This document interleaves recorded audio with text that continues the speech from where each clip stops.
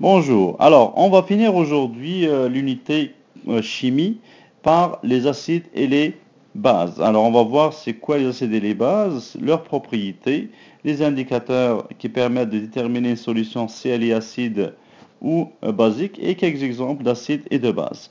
Alors, pour définir les acides et les bases, cette définition est déterminée ou bien définie par Bronsted et Lowry, qui disent qu'un acide est une substance qui libère des ions H+, lorsqu'elle est dissoute dans l'eau. Donc si je dissous un acide dans l'eau, il y a des H+, qui vont être libérés.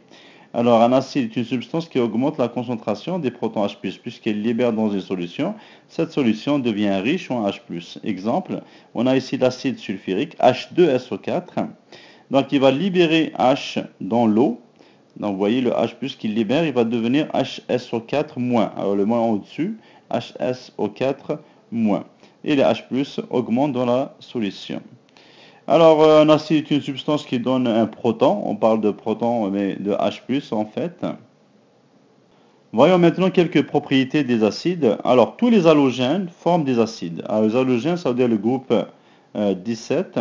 Vous voyez, ça donne des acides HF, HCl, HBr, HI. Donc un acide contient toujours un H devant. H, suivi bien sûr de l'atome négatif. Ou bien de l'ion polyatomique comme on l'a vu avec H2SO4. On les appelle d'ailleurs ici des acides halogéniques parce qu'ils contiennent des halogènes. Alors les acides, on a dit quand ils vont réagir, alors quand ils sont dissous dans l'eau, ils libèrent des H+, par définition. Alors s'ils réagissent avec des métaux, c'est une propriété spécifique aux acides, ça va donner de l'hydrogène, ça va libérer de l'hydrogène. C'est un déplacement simple, le Mg prend la place de H, ça donnera MgCl2 plus H2. On va voir des bulles de gaz qui vont sortir. Alors, vous connaissez déjà le goût acide. Il y a une erreur ici, c'est ça goûte à acide, ou bien sûr. Alors, plus un aliment est acide, plus il goûte acide ou bien sûr. Alors, vous connaissez les kiwis, les citrons, les tomates. Tout ça, c'est des fruits acides.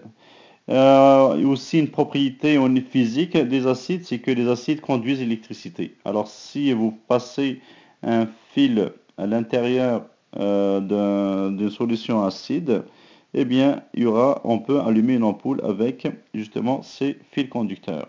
Donc, une solution acide conduit de l'électricité.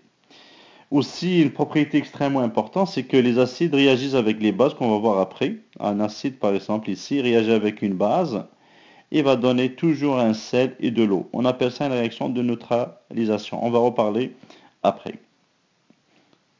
Alors, il y a deux grands groupes d'acides. Il y a les acides minéraux et il y a les acides organiques. Dans ce cours, on va surtout insister sur les acides minéraux. Pour les acides organiques, vous connaissez certainement quelques-uns, comme l'acide acétique qui est utilisé dans le vinaigre. Dans le vinaigre, c'est de l'acide acétique en fait dilué dans l'eau. L'acide organique connu aussi, c'est l'acide citrique qu'on peut retrouver par exemple dans les citrons ou bien dans les agrumes en général. Il y a plein d'acides organiques que vous allez découvrir dans d'autres cours de chimie. Pour ce cours, on va surtout se contenter des acides minéraux. On a deux sous-groupes en fait. On a les hydraacides qui contiennent de l'hydrogène, ou bien on les appelle aussi les acides halogéniques, puisqu'ils sont reliés à un halogène, comme vous le voyez ici. Donc on dit acide fluorhydrique, parce qu'il y a un fluor, hydrique, parce qu'il y a un hydrogène, donc HF. Tous les acides commencent par H de toute façon.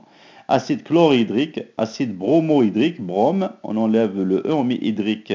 Acide iohydrique, c'est la même chose, on enlève à chaque fois un E et on met hydrique. Ça, c'est les acides, c'est les hydraacides ou bien les acides halogéniques. Donc, vous avez un atome d'hydrogène et un halogène. Il y a aussi ce qu'on appelle les acides oxaacides parce qu'ils contiennent de l'oxygène. Oxa, ça vient du terme oxygène. Donc, c'est toujours acide au début. Ici, ça vient des nitrates, donc acide nitrique, des sulfates, acide sulfurique, des carbonates, acide carbonique et des phosphates, acide phosphorique. Ils finissent tous par ic, si vous l'avez remarqué. Donc, acide nitrique, acide sulfurique, acide carbonique, acide phosphorique. Ils contiennent au moins un atome d'oxygène, au moins un atome d'hydrogène. Donc tous les acides contiennent de toute façon au moins un atome d'hydrogène. Vous voyez, ça commence toujours par H, ici en respectant la règle de chassé croisé. Ici, on peut trouver la formule de l'acide. Ça, par exemple, c'est -3, le PO4, H+, chassé croisé, ça donne H3PO4. Ici, CO3 2, H+, c'est H2CO3, ainsi de suite. Donc voilà les deux sous-groupes d'acides minéraux. Et c'est des acides qu'on retrouve partout d'ailleurs. On va voir aussi quelques exemples d'utilisation. Alors ici, l'acide par exemple sulfurique utilisé dans les batteries des voitures. L'acide chlorhydrique très utilisé au laboratoire. L'acide carbonique on le trouve dans les boissons gazeuses. L'acide phosphorique est utilisé comme conservateur dans les aliments, ainsi de suite. Voyons maintenant les bases. Alors, c'est quoi la définition d'une base? Alors, une base est une substance qui libère des ions OH- lorsqu'elle est dissoute dans l'eau. Alors, selon Arrhenius, une base est une substance qui augmente la concentration des OH- dans une solution. Alors, NaOH, ça donne Na+, plus OH-. Quand on dissout des NaOH, ça donnera des OH-.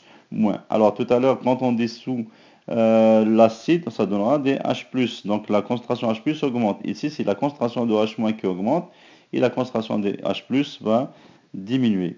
Selon Bronsted-Lowry, qui est la définition la plus acceptée et la plus précise, c'est qu'une base est une substance qui accepte un proton. Alors, pour un acide, c'est une substance ou une base, c'est une substance qui perd un proton. Ici, c'est une substance qui accepte un proton. C'est la définition la plus précise de l'acide et d'une base. Alors, pour former des bases, ça prend des métaux alcalins et des métaux alcalino-terreux. Alors, on a ici des métaux alcalins, premier groupe, et des métaux alcalino-terreux. Alors ici, si je prends du potassium et je mets dans l'eau, c'est une réaction explosive que vous avez déjà vue l'année passée. Ça donnera du KOH plus H2. Si je prends du magnésium avec de l'eau, ça va donner MgOH2 plus H2. Donc ça va donner une base à chaque fois. Donc les métaux alcalins et les métaux alcalino-terreux forment les bases. Alors plus un aliment est basique, plus il goûte. Alors ici, c'est pas aigre, c'est le contraire, ça goûte amer. Alors le café ou le chocolat noir, ça goûte amer. Le cacao, ça goûte très amer. Alors une solution basique conduit l'électricité comme une solution acide. Ils réagissent avec les acides pour former du sel et de l'eau. On l'a déjà vu avec les acides. Donc un acide plus une base, ça donne du sel et de l'eau. Alors voyons rapidement quelques exemples de base. On a du NaOH, hydroxyde de sodium, utilisé pour produire du savon ou bien produire du nettoyage des cuisinières. Du KOH, hydroxyde de potassium, utilisé dans l'engrais et les savons liquides. Du COH2, hydroxyde de calcium, utilisé comme fongicide pour tuer les champignons, pesticide pour tuer les insectes et traitement des eaux usées d'industrie. MgOH2, qui est hydroxyde de magnésium, qui est le lait de magnésie, soulagement de l'estomac. Donc c'est un antiacide. NH3 qui est l'ammoniac, produit de nettoyage des fenêtres, comme le Windex, ça sent l'ammoniac d'ailleurs. Bicarbonate de soude, c'est un déodorisant utilisé aussi dans la cuisson. C'est la petite vache, comme vous le dites ici. Donc c'est un déodorisant qu'on peut mettre par exemple dans le réfrigérateur ou ailleurs pour enlever les odeurs. Il existe des bases organiques, mais elles ne sont pas utilisées dans la vie courante, donc elles ne sont pas présentées dans ce cours.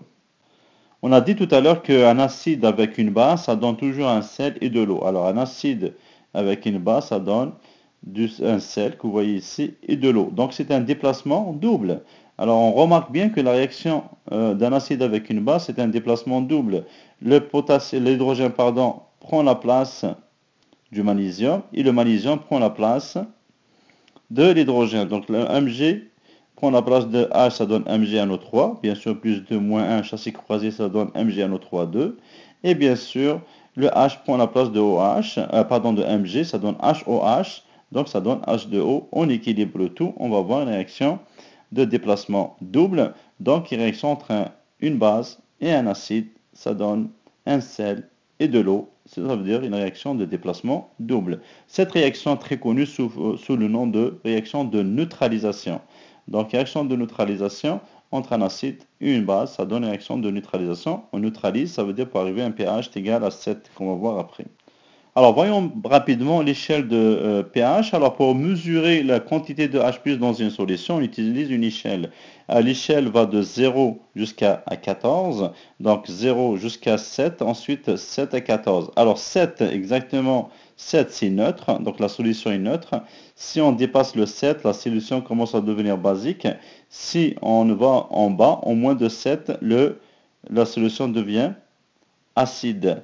Donc, entre 0 et 7, acide, pH 7, c'est neutre, pH entre 7 et 14, supérieur à 7 et 14, c'est une solution basique.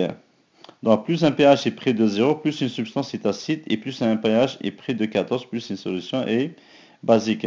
Une solution acide, ça veut dire qu'il y a beaucoup de H+ dans la solution. Donc, c'est potentiel d'hydrogène. pH, c'est le potentiel d'hydrogène, il y a plus de H.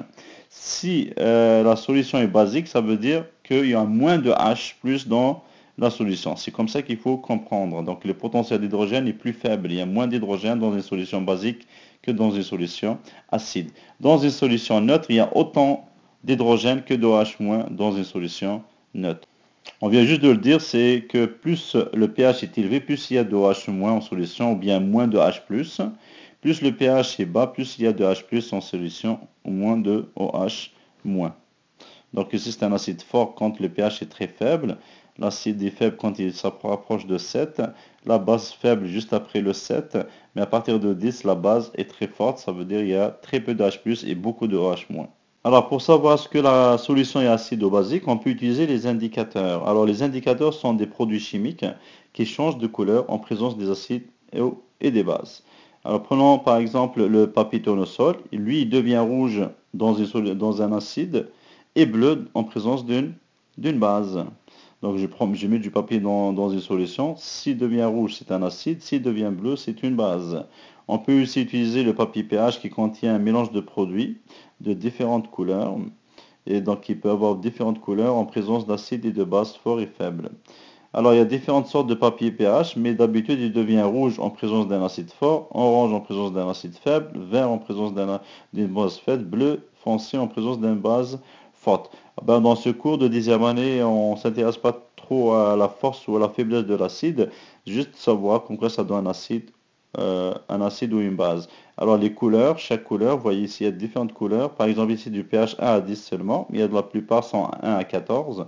Donc ici, si ça devient orange, alors ça veut dire que votre papier, si ce papier devient orange quand je le mets dans la solution, si je vois bien c'est orange, ça va vous donner un pH très faible entre 1 et 3. S'il commence à devenir jaune, c'est entre 4 et 5, ainsi de suite. Donc en changeant de couleur, chaque couleur correspond à un pH bien précis. C'est un papier qu'on utilise souvent dans les piscines pour vérifier les pH de piscine, pour ajuster le pH de l'eau. Peut-être vous l'avez aussi utilisé chez vous. Il y a aussi des indicateurs chimiques liquides. Donc différents indicateurs changent de couleur à différents pH. On le voit ici. On peut voir des pH ici 6,8, 7,2. Donc la couleur change un peu par rapport à chaque. On est dans un milieu basique. Ici on est dans un milieu acide. Un peu la couleur change. Donc ici c'est des indicateurs qui sont liquides, qui jouent le même rôle que des indicateurs sous forme de papier. On a aussi un pH mètre. Donc le pH mètre, c'est le plus précis parce qu'il donne des valeurs numériques plus exactes, plus précises que les autres indicateurs parce que les autres, ils sont pas quantitatifs, vraiment, ils sont pas précis. Donc il y a une plage, il y a des erreurs. Par contre, avec le pH que vous voyez, avec le pH mètre que vous voyez ici, donc il y a une sonde qui est à l'intérieur de la solution et il y a un appareil qui va vous donner exactement le pH de votre solution. Donc beaucoup plus précis que les indicateurs qu'on a vus tout à l'heure. Alors le moyen le plus exact de mesurer le pH, donc il est plus utilisé dans les laboratoires professionnels, donc les laboratoires de recherche scientifique, ainsi de suite, aux universités, c'est un pH mètre. Cet instrument mesure un courant électrique et le transforme en une lecteur de pH.